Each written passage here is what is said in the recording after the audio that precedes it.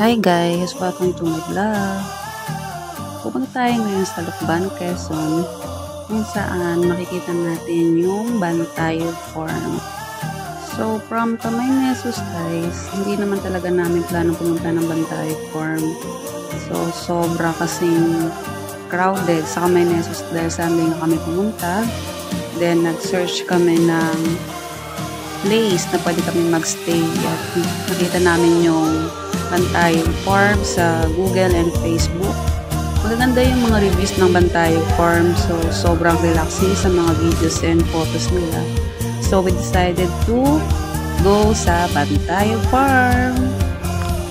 Sa Bantay Farm is pwede naman pong mag-walk-in, and kung wala kayong food na dala is no worries dahil may mga tinda silang mga food doon. Dito sa Bantay Farm is kung hindi naman kayo pupunta kakain is may 50 pesos na entrance fee per head, and kung kakain naman kayo is yun na yung pinaka-entrance fee.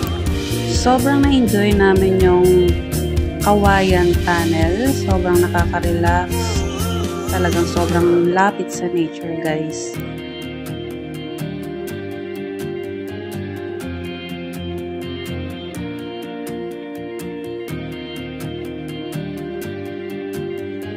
Nag-enjoy nga yung aking anak, especially dun sa may duyan nila guys.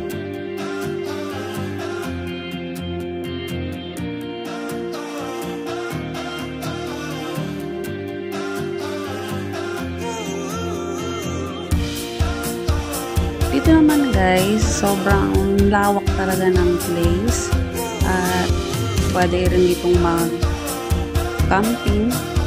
Pwede kayo mag-nature tripping.